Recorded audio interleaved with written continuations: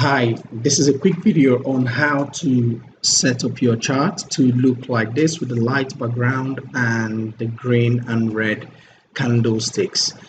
Typically when you open a new chart, so go to new chart, select any one, it opens like this with a black background and all the green stuff. I prefer to use charts that look like this with my green candles representing bullish candles, red representing bearish candle. Just bear in mind, colors don't make you money. It just makes it easy for the eye to spot opportunities, as it were.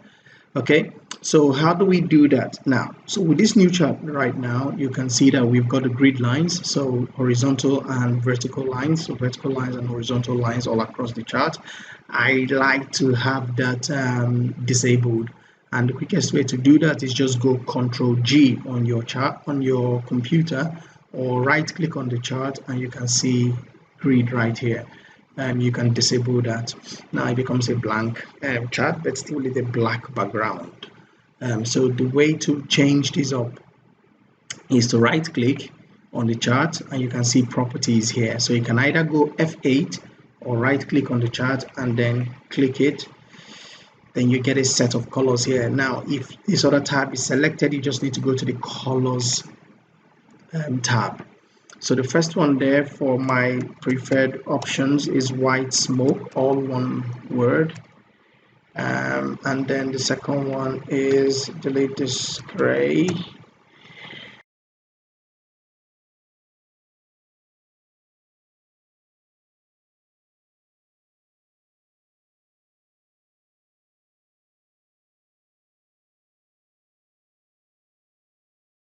So that's it here. You can pause the video and take this down and then change your chart to look these properties to look similar to this. And I'll just go OK now, and we can see the chart is exactly the way I want it to look like. But you'll notice that the chart type is the bar chart. I prefer to use candlesticks, so I've selected candlesticks, but I need to zoom to be able to get it, and you can see the chart looks like I want it to look, as it were. But a few things are still left for me to enable as well. You will notice that the first candle is very much closer to the price axis, and I don't like that. I like to have my charts, the first candle start around here, because I like to have space to see where price is actually going in the future. And the way to enable that is you can see this icon here, shift end, and it shifts the chart from the right border. So if I click it now, you can see what's happened here, and so it's moved it, and so price will never cross this area here, and that is the guiding line there. You can see this chart shift here, this tiny rectangle triangle here. You can move it up and down to determine where. If I move it this way now, price will only start from here, so you will not get price in any area around here. But I like to have it probably around this area here. Okay, so that's it. The other thing you want to also make sure you have is this other one, the scroll. You want to have the scroll enabled. If it's enabled, if I move price back out and there's a tick in the market, it brings it back to the start.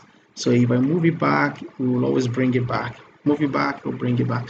But if I don't want to do that and I just want to go and review historic price action, I can deselect that. So toggle it off, and then I can go without price, without the software pushing price back.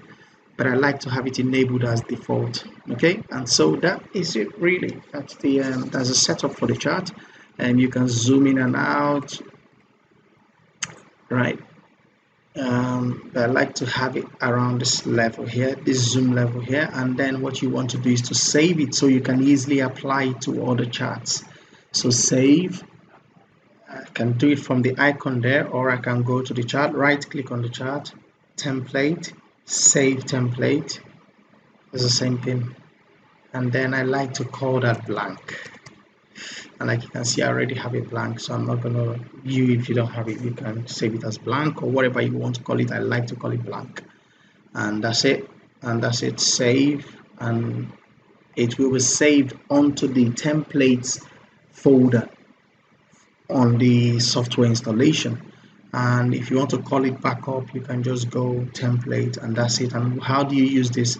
If you open a new chart, and let's say it's a Euro USD chart, you can see it is this. Instead of me going in and going right click properties and changing all the colors, I can just go right click template, and I select the blank I just did, and that's it.